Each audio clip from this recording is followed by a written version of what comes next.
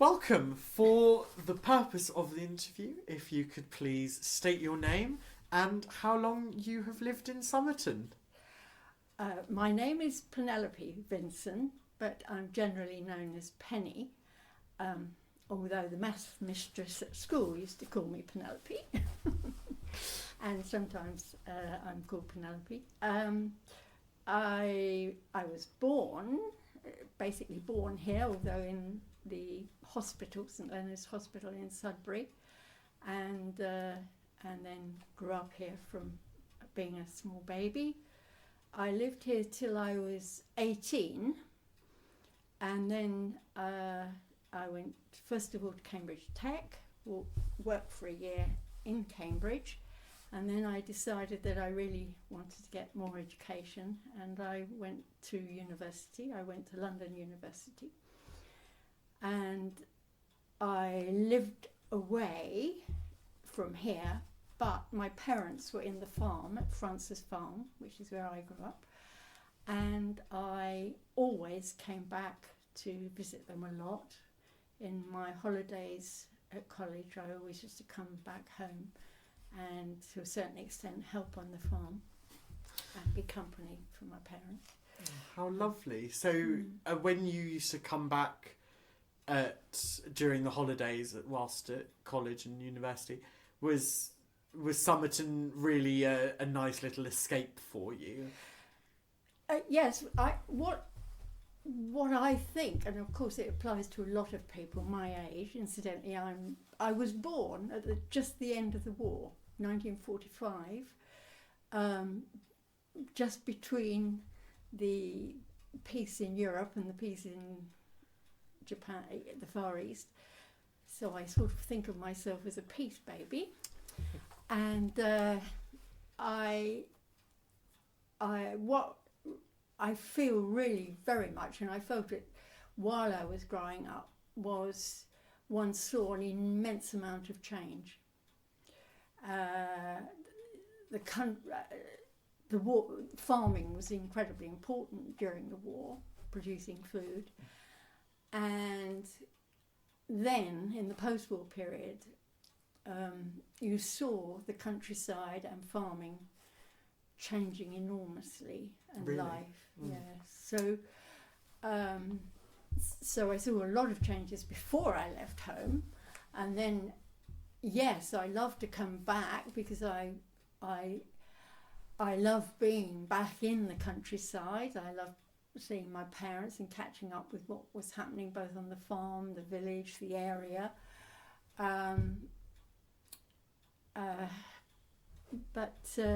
But I used to feel quite sad sometimes. I'd be even in tears sometimes because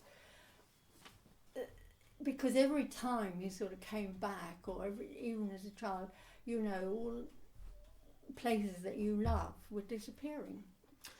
So there were country lanes that you liked to go along, and places where you collect marsh marigolds in the spring, and there were trees that disappeared, a copse where the cuckoo used to always come disappearing.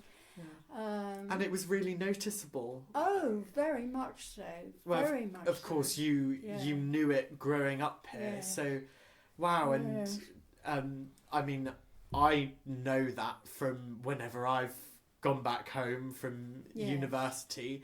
You don't notice the things that change on a daily basis, but when you're away for such a period of time, you really do notice them. Yes, but I think also, even as a child, when I was born, and I can just remember it, I know some people think, oh, surely not, you don't remember that, and I sort of think, oh, am I imagining this? Have I read it in books and think it happened to me? But no, I feel I can remember. My father bought the farm. It's a small farm in a ruined estate, actually during the war. And but then he worked very, very hard, very long hours, and it was all very primitive sort of round here. We didn't have running water.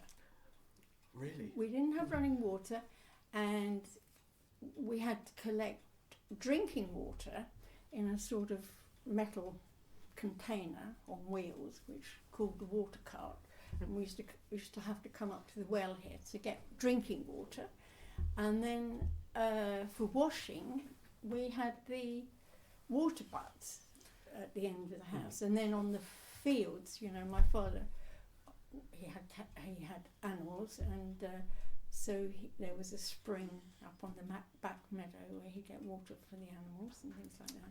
So Lovely. I remember that. I also remember as a very small child, I mean, admittedly these things changed, but I do remember, you know, just as a very small child, we didn't have electricity, so we had 2 oil lamps, and of course we used to have fires, burning wood and coal, but we had oil lamps and candles, and I can remember learning to write my name when I was probably about 4 years old or something with the oil lamps. And yes, so as a very young child, we didn't actually live in all the rooms in the house. We couldn't afford to heat them, and as I say, we had oil lamps, and I can remember that we had the 2 that was sort of downstairs, but they didn't give out much light. And I can remember when I wanted to be doing we'd have one over on the table when we were eating tea. We called it tea. It was high tea, say. And then I would want to go and play in the sitting room next door, but there'd only be one lamp, and I'd think, oh, I wish we could have both lamps. And so I'd be popping back to the kitchen to say to my mother, can we have the other lamp, because I can't see what I'm doing. Wow. So your parents bought the farm during the war. Had they always been farmers? No. My father, he grew up on farms on the Norfolk-Suffolk border near He went to Grammar School, and he lived in a place called Yaxley, and various farms there. My sister, I don't know, have you done this with my sister? Because Not yet. She may be able to tell you a bit more about that. Well, I'm interviewing her next weekend. Right. Because she is that bit older. Yes.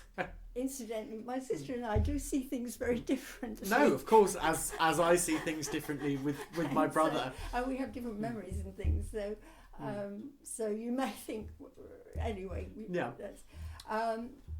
No, my father, he had grown up on farms in that area, but you may well be aware, if you're a historian, you may well be aware that farming went through a terrible time in the 30s.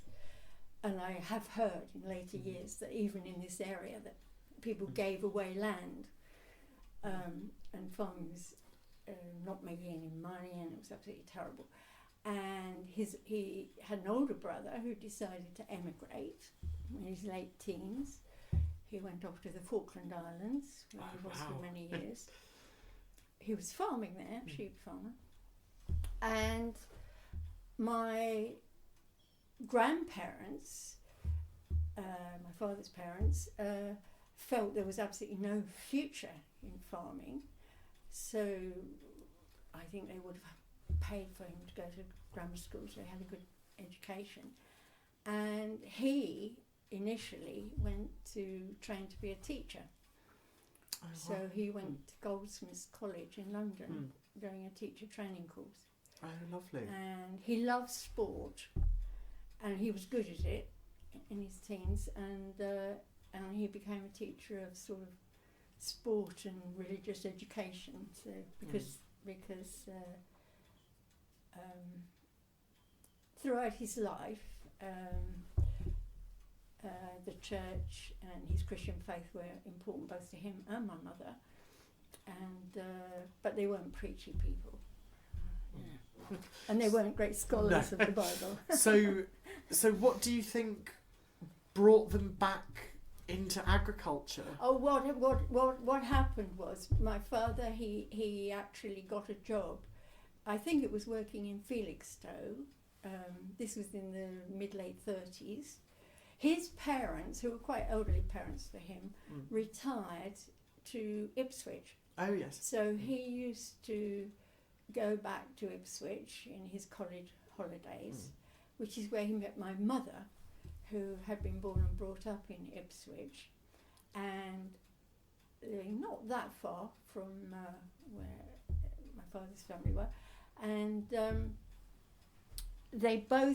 they met at St Margaret's Church, had a youth club, and that's where they met, and they were partners playing badminton. I should just clarify, not St Margaret's Church, Somerton. No, St Margaret's Church in Ipswich. But I think they were rather touched that when they were here, this was St Margaret's was as also well. St Margaret's, and the church was lovely. always important to them. Yeah, So they met there. Now the only thing is they knew war was sort of coming. Actually, the circumstances, particularly sort of like the financial circumstances of my mother's and my father's families, or particularly my mother's family as she was growing up, were very different.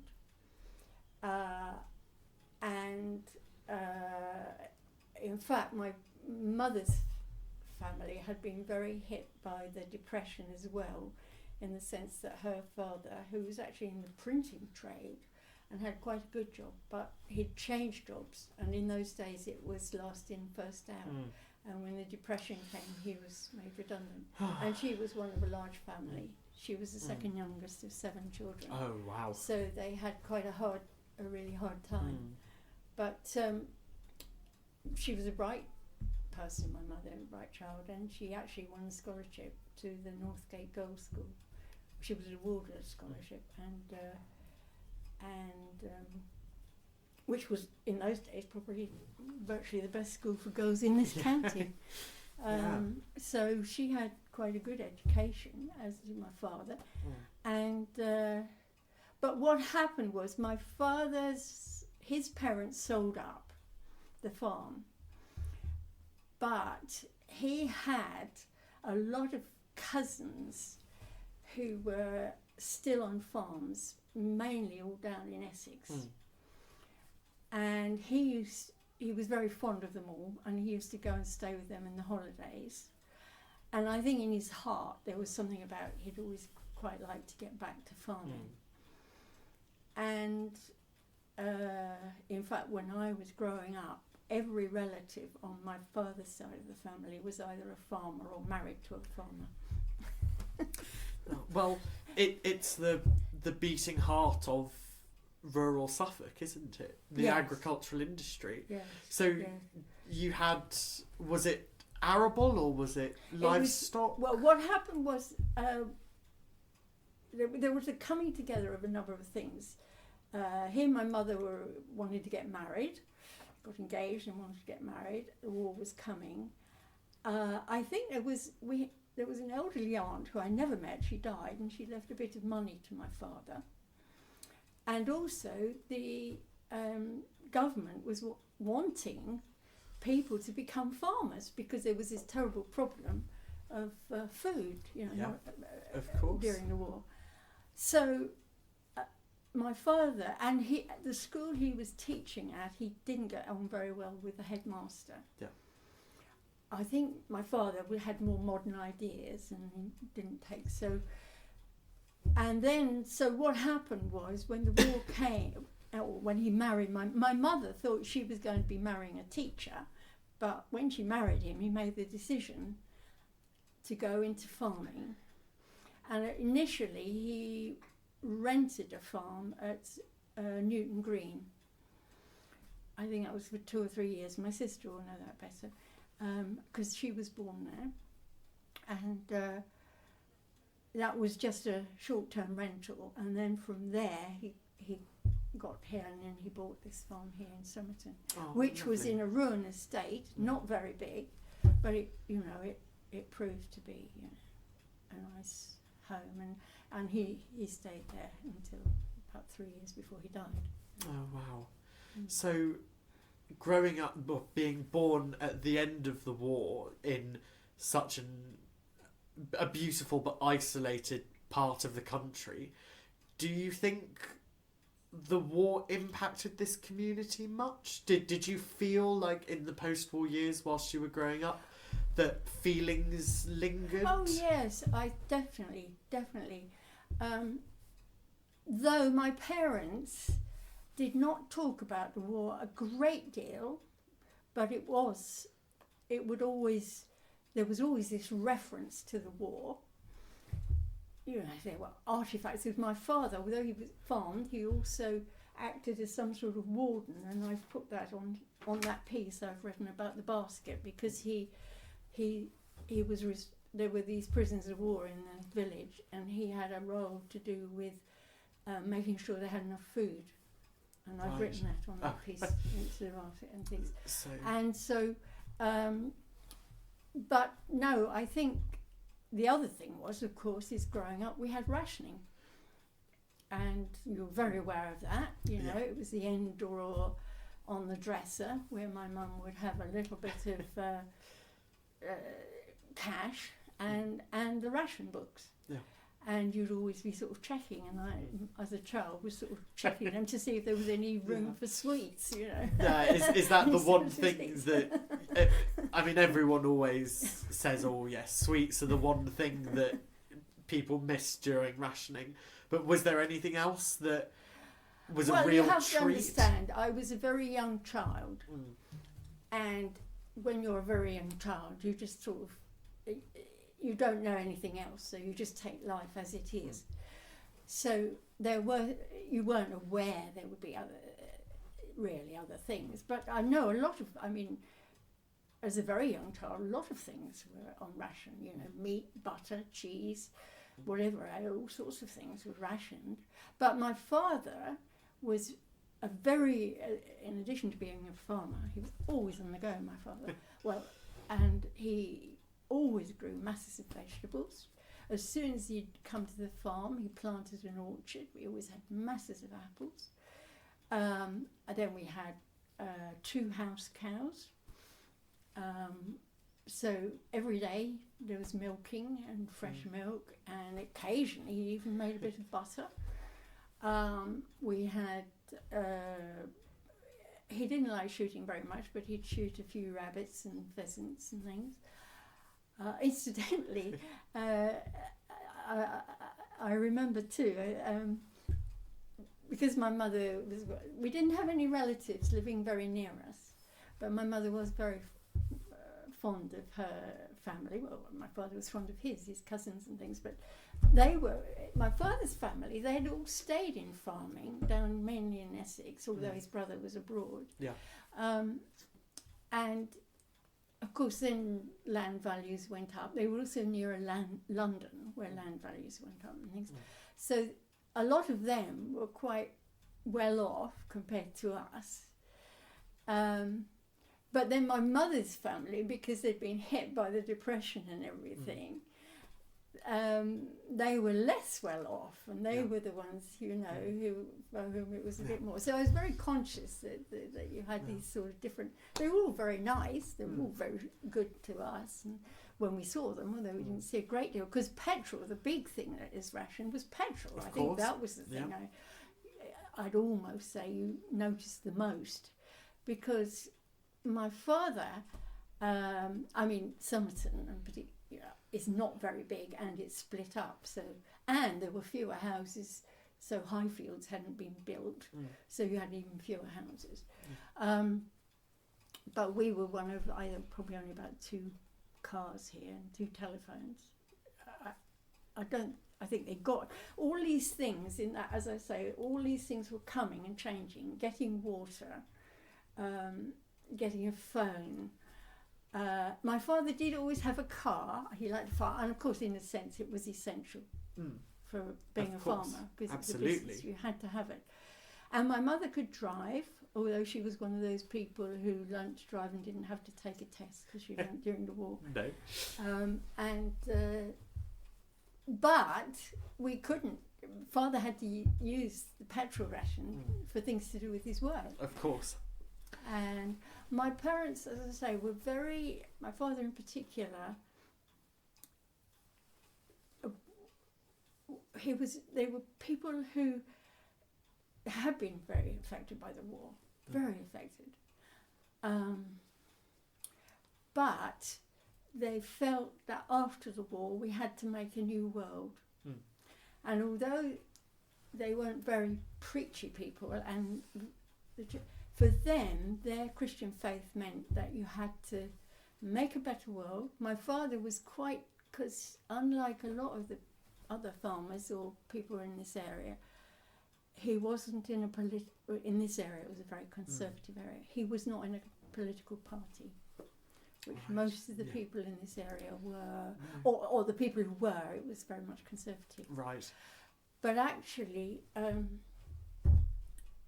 what happened, some of them was very few people, and they realised my father was sort of, he was very community minded, very. He and my mother, they always did a great deal. When I say, I mean largely Somerton and Harters. Yeah. Just before we touch on that, I want to ask you just quickly, because you're talking about your family so much and the two different sides, and nowadays we really take it for granted just how easily we can access somewhere like Somerton with our cars. Did you see much of your extended family when you were growing up? No. Has that impacted you? Our nearest biological relatives were near Stoke by Clare, just over the border in Essex. Yeah. That was one of my dad's married cousins, and so. But even then, we would probably see more than once, possibly twice a year.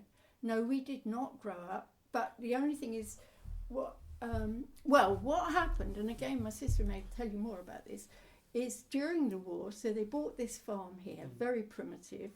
No electricity, no water. Outside loo, wooden, what they call a thunderbox.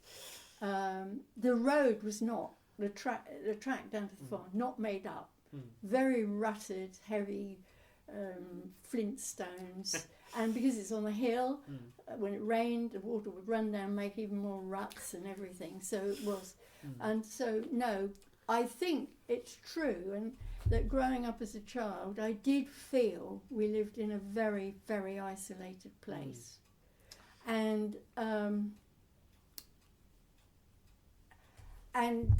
although there were more people working on the land in those days, so I think my father had about, when I was a very young child, first during the war he'd had the prisoners of war, but then he had about 2 people working alongside him on a quite small farm, and then one left and it was just him, and so for many years it was just him and one other. But also my father was very, like I say, he was involved in the community, and he was also very early on, he was asked to be on the Rural District Council for Somerton. Wow. Brilliant. And he did that for 27 years, I think it was. Yeah, so many, many years. Your parents were very much involved in the local community and with the church. Were you involved in the local community as a child? Well, as a child, I, of course, in a small child, we didn't really, and my sister's nearly 4 years older than me, my brother 3 years younger. So, of course, they were around, and we'd play round you always had to be very careful playing round the farm, because it's always very dangerous. Yeah. Farms are very dangerous. Of course, it was totally different from farming now, but even so, it was still dangerous. All the machinery lying around. Of course, you played around the field. There were far more fields, far more ditches. I loved playing with puddles and ditches and damming up the ditches. And my father had put a big heap of sand out the back of the house, so you could play on the sand, have a sand pit type experience. You used to get covered in mud, lose your welly boots in the mud, and that scratched a bit, because that was in the days when girls hardly ever wore trousers, so you were in these skirts and socks, and you get scratched a bit, so you get freezing cold. And my mother was very keen on sending us out of doors a lot to play. So you were, but no, you did feel, and because, as I say, you couldn't use the car a lot, and even to just walk up, there were 2 living in here at Fern Cottage, there was, when I was very young, there was a family with they were younger than me, but there were 2 little girls, so occasionally we played with them. But the thing is, it was very full on for my mother, the work, because all the washing, cleaning, preparing the vegetables, you know, with no running water, everything was very hard. It was very hard work for both my father and my mother, very hard. And she couldn't really push a pram along this terrible rutted road. Of course. And she'd grown up in the middle of a town, and I think she found that very difficult. And she did have some, she then had when I was about 4 years old, she had a major health problem and had to be rushed to hospital and have an operation. And all us children, because had to go away, and my sister and I were sent up to the aunt, one of my mother's older sisters, living in London at Twickenham at the time. Oh, wow. So it was this total culture change. Total culture shock, absolutely. I mean, completely different. And they had running water. To this day, occasionally, you know, I get the sensation of that I can smell, because she had not only running water, she had hot and cold taps. She had hot water sometimes, and this was like amazing. And so, and the electric light, you know, I mean, it was just incredible. So, but here at the farm, we then gradually got, what happened after some years is my father got a generator. And that you could run just a few lights of it. We couldn't run much of it. No, but enough to be able to play in the evenings. You could, yes, it was put on. Somehow it seemed to always often break down on Christmas Eve. I think that was to get us to bed. Oh. And can you remember when you got running water at the farm? I can't remember precisely. Diana may do, my sister, but what I think is that because my father was on the council, he was very much his thing was to promote, to try and get services in the area and housing. Yeah. So to get more houses and so he knew when the water pipes they were bringing water into the area. And he knew where the pipes were going to be, and he was able to say, why don't you take a spur off down to Somerton so we could get water. And somehow we got it. Yeah. And a little bit the same thing happened with electricity, although I think what happened was when the electric came, that was somewhat later. And I think what happens was our farm and Manor Farm paid a bit extra. We had to pay extra, so they'd bring the electricity down to the 2 farms. Oh, wow. When they were bringing it here. And incidentally, with the water, I mean, again, I remember, you know, when we didn't have running water, but we used to have Saturday night when my mother would heat. Because for heating, again, we had initially a sort of an old range, wooden coal, and for heating, you know, wooden fires. On the farm we had this. You had various buildings, and one was the woodshed. So you always had a woodshed, lots of wood in there. Of course. And we would on a Saturday night, you know, they'd heat up big pans of water, and we'd have tin bars. Kitchen, or if it was a night stay in the summer, out on the grass. Lovely. And we'd have wash and hair wash. But no, you did feel this feeling of being lonely and isolated a bit. And there were times as a child when I used to wish that I lived in Hartest. And then when I went to the big school, I wished I lived in Hartest or Long Melford, because it was still, you were still. In fact, you really felt the isolation a bit more in your teens, probably, than when you were younger. But as I say, when I was fortunate that when I was about 7 or 8 years old, a little girl similar age to me came to live in the cottages at Manor Farm. So I used to, as a child, we did masses of walking and cycling. masses. Oh, that's how you got places. Yes. With no Yes. bus and no parents to drop you off places.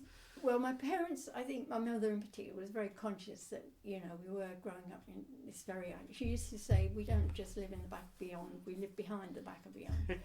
And so she would try. And do you know, I can remember when I started at Harter School, I couldn't ride an ordinary bike. So at the start, I used to go down there on my tricycle. And I fairly soon learned to ride a bike. But then... do you know, I used to go down there, and then I became friendly with she was in my class, Valerie, who was the baker's daughter on the green. And so I'd go down there again on a Saturday to go and play with her. Yeah.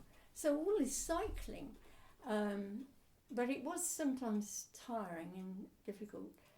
And the other thing was, no, there weren't many cars in the village, so... And my parents, I think, had made known to one or two people in the village. I mean, there weren't many people here, but that they would, if there was some emergency, a person needed a doctor. Yeah. They could walk down to the farm and we might give them a lift. The people, well, they weren't the Pearsons, they were other families there, but there may have been other people in the village. And the Dracos, who used to live here, they had lots of cars. So people did help one another out.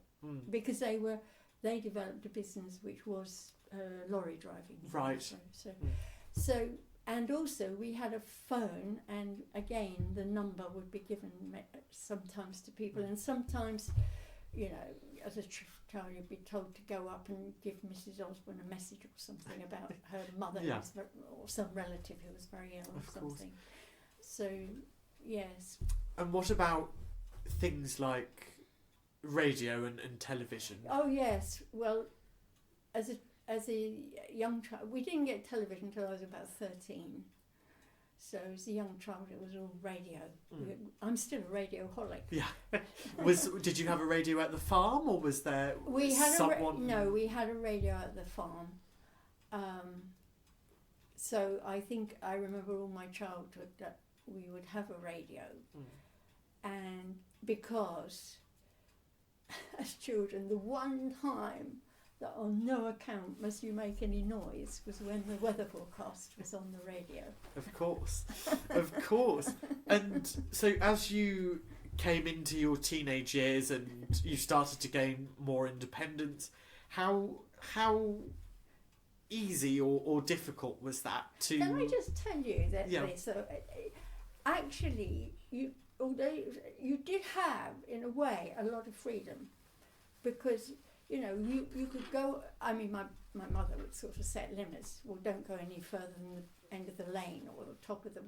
we used to call this bit the angle, the top of the angle, or don't go any further than going up to see Susan up at Manor Farm, and be back, So, but what happened was when my mother was ill, my sister and I were just whisked off to London. We were there for several months. My sister went to school in London, and I was about 4 and a half, and my aunt was wonderfully kind, looking after us, and she was very good with us, taking us places in London, and I got into listening to Listen with Mother, and because it was all linked with my mother, because I mean, as a young 4-year-old, I must have wondered what on earth had happened to my parents.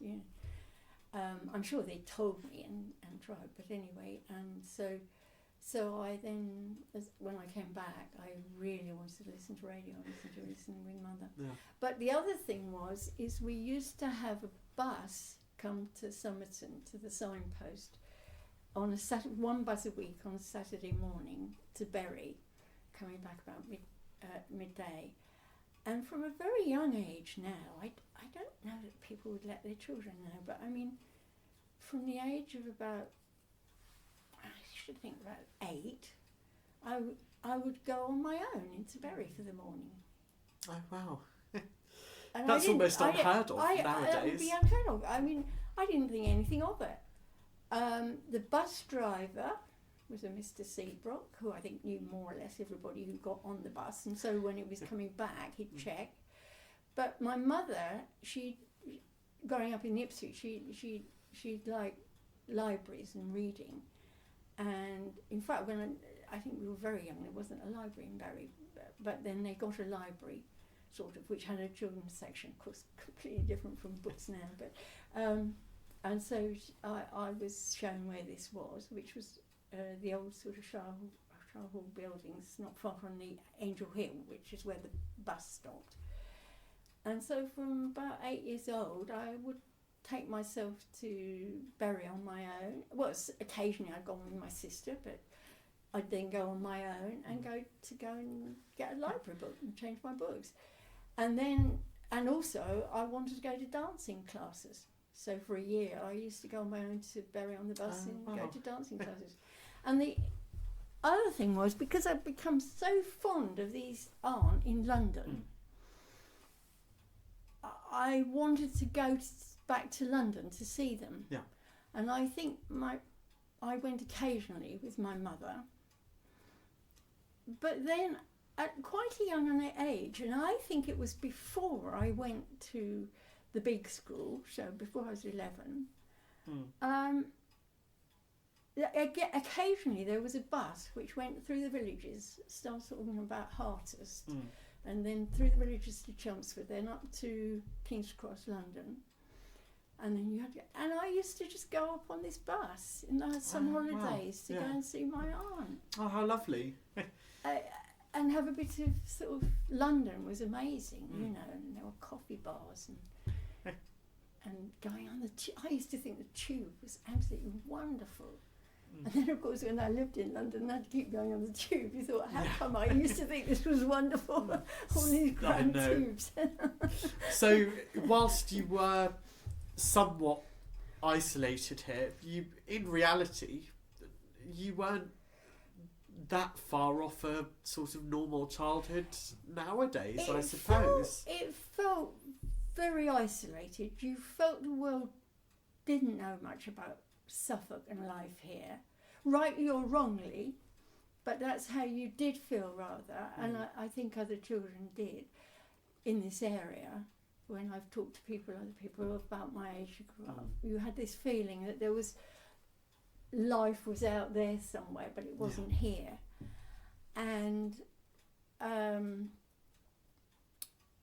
so I think that was also driving, I'm sure it was very much driving my sister wanting to move away. And you didn't have, because you didn't have buses. I mean, people talk about no buses now, there weren't really buses then. And so, you know, you had no opportunities for further education or training. But my parents were outward looking, and my mother in particular, really, she was the one who was really encouraging us in our reading and education. And we all passed. I passed the 11 plus. It was all the days of the 11 plus. Most children didn't pass the 11 plus, but we did. And so, in a sense, you weren't as cut off, perhaps, as you felt. But on the other hand, when I got to the big school, what was then Sudbury Upper, and that changed while I was there. When I first went, it was a quiet little sort of country grammar school where you grew up with nice manners, but you didn't get very good exam results and things. And then in my third year, beginning of my third year, it changed. It was an experiment in what they call bilateral education. Right. And it became very riotous. And in later years, when I was doing social work training up near Holland Park, because in the news you used to hear about this riotous school at Holland Park Comprehensive. And I used to say, oh, well, I know all about that because my school was really riotous too. So, returning to Somerton, what drew you back? To live in the countryside again, to live back or in just the countryside. To visit. I mean, I always visited my parents because, yes, I grew up with great love, really. I love walking in the country. I suppose you don't sort of think of it as a child; it's just normal. But you realise that it's part of you. This immense sort of feeling for just wanting to see trees, greenery, fields. You know, just feeling a bit of space. Even though it was changing all the time, even though I was feeling really sad about it, how it was changing, I just still loved it. I loved harvest time. I mean, as children, harvest time was exciting, you know. Yeah. When we were very young, it was binders and sheaves and stooks, and then we got combines and things. So, and you used to have I remember, you know, we used to have a little stackyard out the front of the house, and you have the stacks with the sheaves and things, and then later in the autumn you'd have the threshing machine come round, you know, with the elevators and taking it all down and doing threshing. And then we also, because the crops, you see, would change with time, and we had sugar beet. You had people come down and do hoeing, and then the chopping later in the year. And then the ones I used to quite like were we used to grow potatoes, and there used to be a whole gang of people from the villages all around here would come to pick up the potatoes and to work and the potatoes would go back to the barn, to the riddle machine, and riddled. And there used to be this sort of little group of local women who I didn't really. They weren't always the ones I saw at other times of the year. They must have come from Brockley, Webstead, heaven knows where. And they were all sort of very jolly and friendly, and they used to tease me a lot as a child. But that used to be. So there were always things happening, and you were very, very, very conscious of seasons, because all this cycling, you know, sometimes you couldn't get to school because the roads was all snowed under and drifted. Yeah. And is that something you've really noticed? The climate change yes, has really absolutely changed. Particularly, I would say the last 20 years. Yeah. Because even when I came back to live in this area about 40 years ago.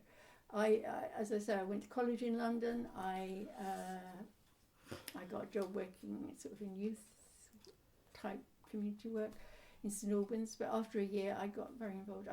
This is another subject, but I worked for many years, about 17 years of my working life. I worked with gypsies and travellers. Oh, wow. In what capacity? In all sorts of capacities, yeah. Oh, yeah, wow. Yeah. So that's another thing for oral history, I think. It was mostly in Hertfordshire, which was quite a leading county in terms of provision. I lived on a gypsy site for 2 years. Oh, wow. Yeah. And then in later years I did another 4 years working for the Regional Health Authority in this area to do with the access of services within the 3 counties of Norfolk, Suffolk and Cambridgeshire and the health issues for gypsies and travellers. So yes, it was a very significant big part of my life. But you know, I think that because, as I say, what happened was I did secretarial course in Cambridge and then worked for a year, sort of secretary, shorthand typist, but then I decided I wanted more education and I was very fortunate to get a place actually, because my exam results weren't that good. And I did sociology at Bedford College in London. And then, as I say, went into youth and then welfare, and then I got a social work qualification along the way.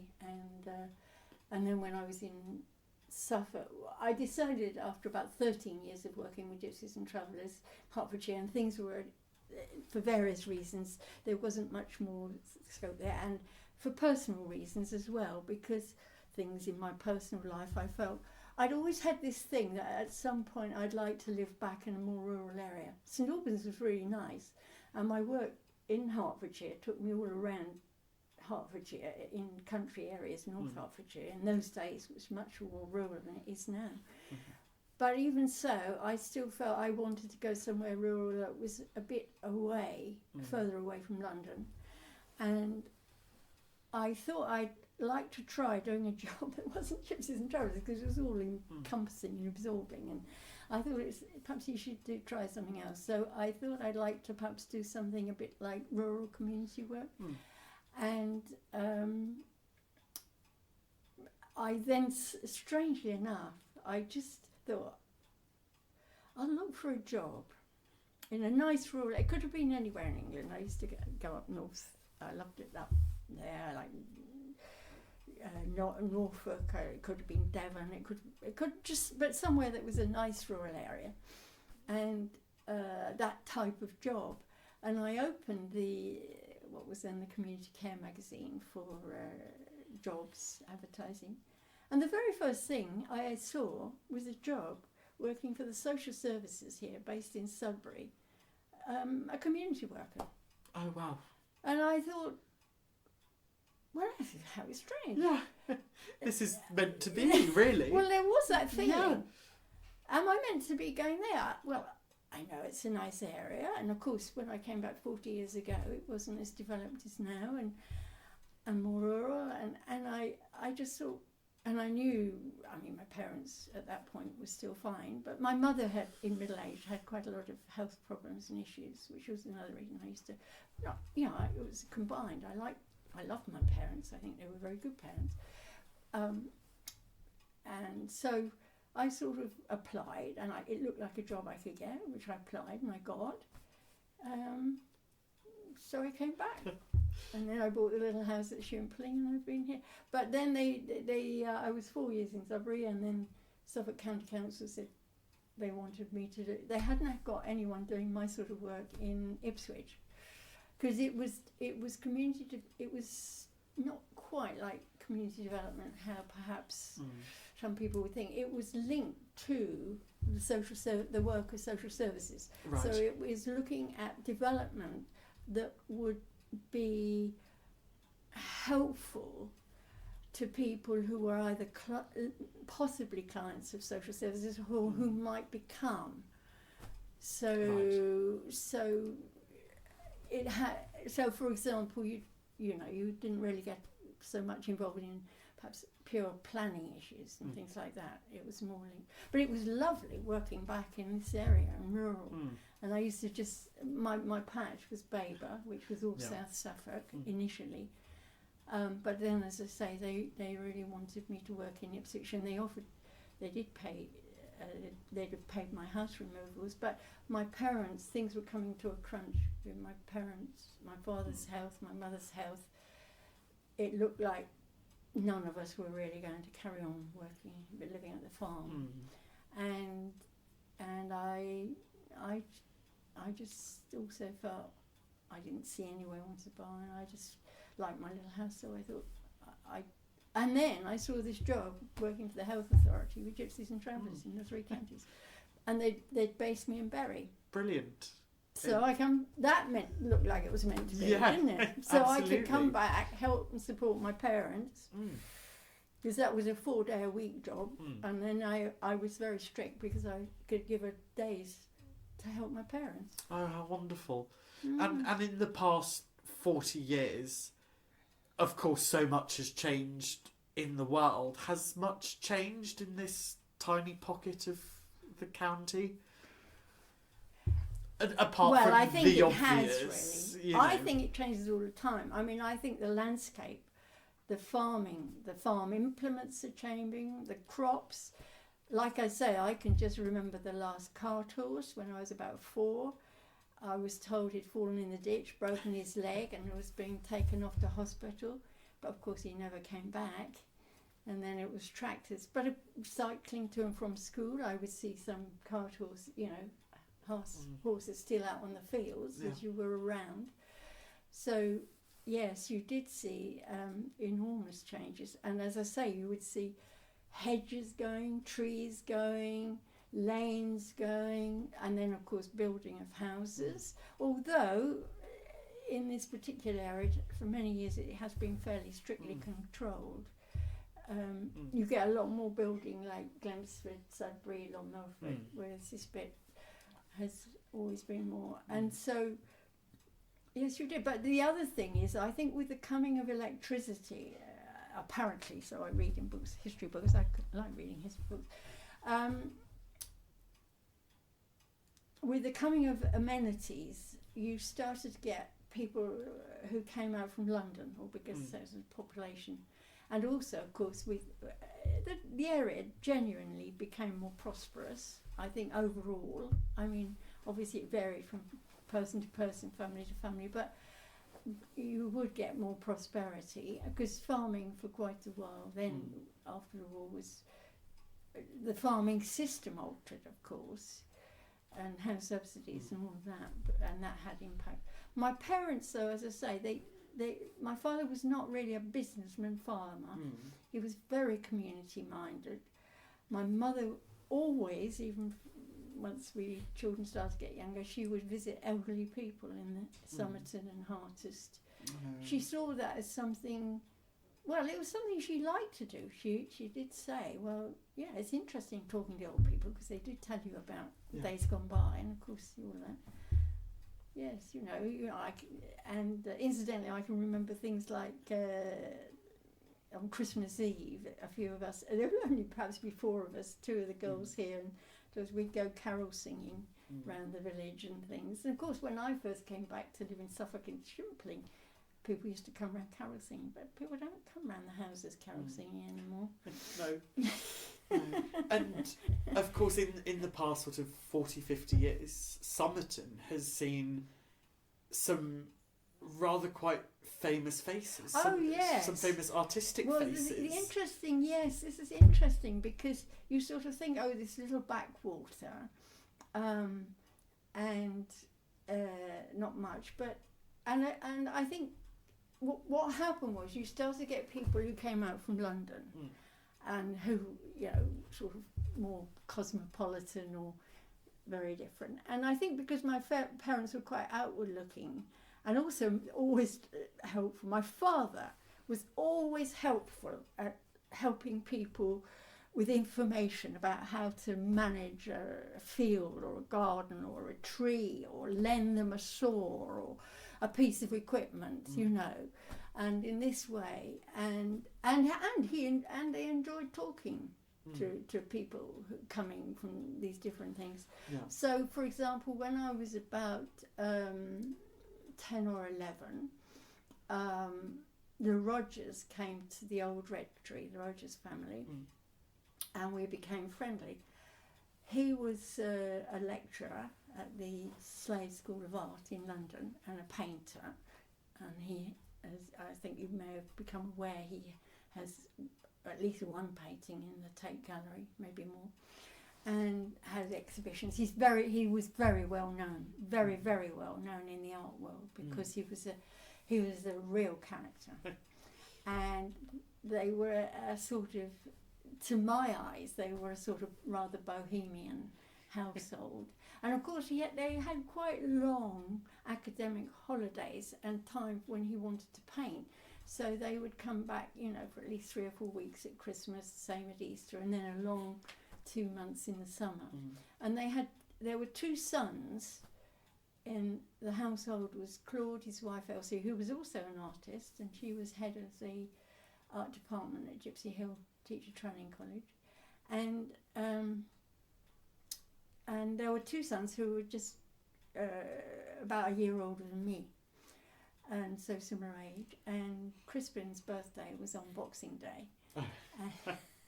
And then there was Renee, who was the housekeeper, and her son Martin, who was similar age. So there was 2 sons. And of course, when they were here in the holidays, particularly Christmas time, we sort of we used to meet up. The Rogers were very kind. They'd often invite us there on Boxing Day because it was Crispin's birthday, have a meal, and then we got into playing board games, which we absolutely loved. And we'd each get different ones at Christmas as presents, and then we'd meet up to see who got what, to play what, and I used to love it. But the household there, Claude, I mean, I look back on it now and I think, I should have asked him more questions. I was extremely fond of Claude, and Claude was very fond of me as well. I always felt that. He always was always very, very interested to know what I was doing. And when I went up to college at London, occasionally I'd go up. Their London house was in Highgate, and about once a year I'd go up and go around and have supper with them in London. And he was such a character, and he'd known, he must have known all the main artists of the 20th century. And I think some of them, from time to time, I mean, 'cause I was 10 or 11 when he died, and some of them, from time to time, I mean, I look back on it now and I think, I should have asked him more questions. I was extremely fond of Claude, and Claude was very fond of me as well. I mean, some of them, because they were Suffolk is quite an arts county, and North Essex and Suffolk, and there used to be these, because the old rectory is quite a big house. Oh, and Claude it was full of sort of, you know how artists do, they've given one another pictures and paintings all through the years. And so, for example, there used to be a little Lowry picture over the mantelpiece, and then he'd found another picture somewhere which was in the sitting room, and he swore he thought it was a sicket or something, you know. Yeah. I mean, it didn't mean much to me then, although actually I always liked drawing and painting as a child, and didn't really do enough of it. And so in later years, when I got in London, I used to go to galleries and things, and I still like learning and going to galleries and seeing exhibitions and going to art history talks and all of that. There must be something in the water of Somerton then that brings out this artistic streak in people. He wasn't a very prolific painter, Claude. I mean, you can read and find out more from other people, but because they have been good. And incidentally, someone did write a book about him, and I don't think they said enough about Somerton in that, because I think Somerton was important to him in a way, because I think, first of all, I do remember him saying, you know, he said, "Oh, when I'm away, I forget how incredibly beautiful it is here." He also told me once that Claude was Jewish, though he wasn't I don't think he was very involved in a heavily practicing Jewish, but I remember collecting money around the village for the big flood of 53. Goodness. Oh, wow. So, do you think youngsters are likely to be interested in the history of Somerton? Do you see Somerton I really don't know. In the future? I really don't know. One of the things that, because I don't live in Somerton now, I like to keep in touch with Somerton a bit, not least because I want to be buried here in the churchyard. And I'm good friends with Paul and Mo the Woods here, and know some other people in the village a little bit, although people change and there's people I don't know very much. I continue to ask and pay.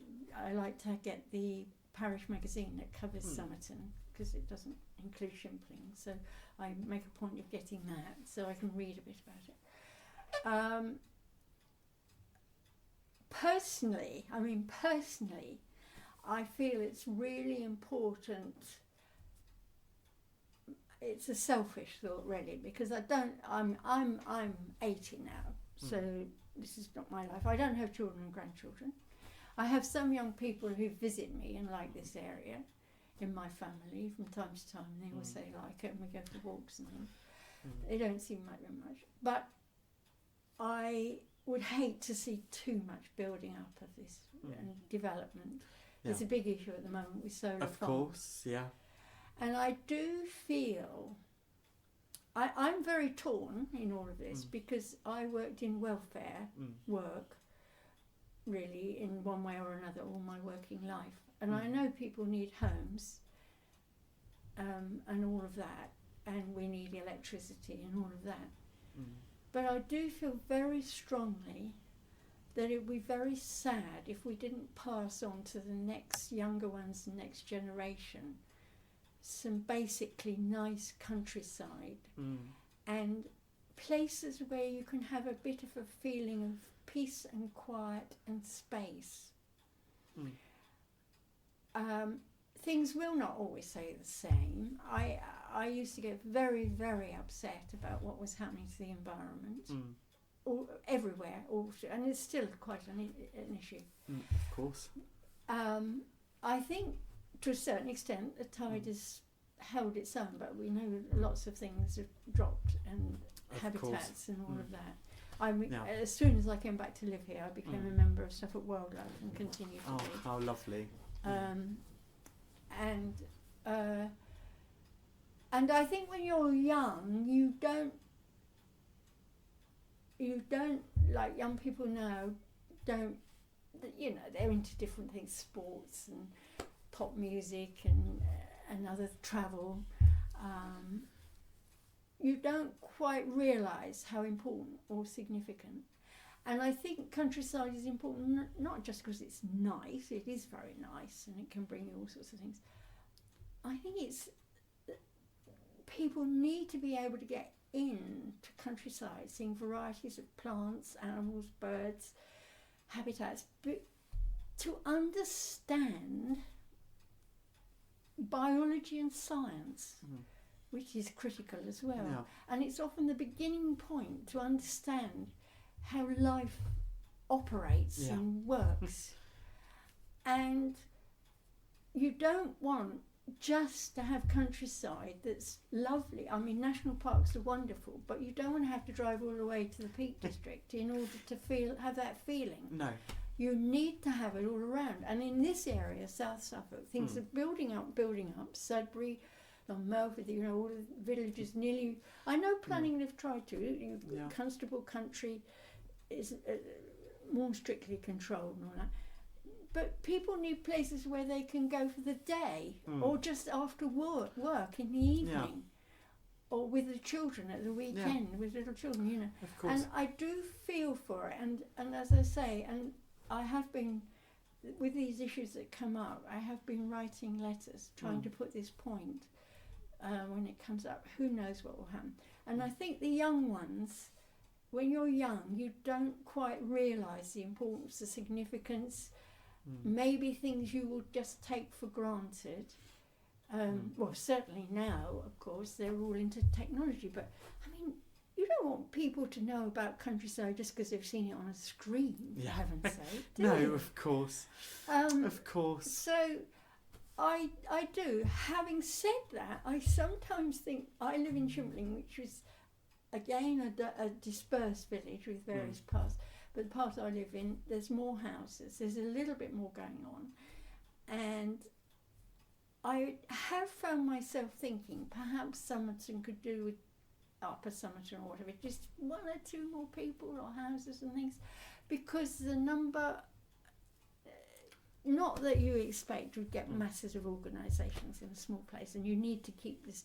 And it's interesting how often when I go to, if I know people who live in other places, even like in Shimpling, I was talking to somebody, she does a lot of artwork, and she said, "Oh, I love going up to Somerton. I love that road." Oh, she's done these pictures of, I know people in Bury. He's a keen cyclist, and he said to me, "Oh, I when I say, oh, I grew up in Somerton, oh, I love going out there, cycling out there, How wonderful. So we these places matter, but of course the people in Bury or Shimpling aren't necessarily fighting to keep the beautiful countryside of Somerton. No.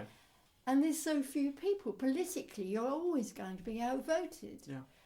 But I do think, so that's why I say these things and speak up a bit about it.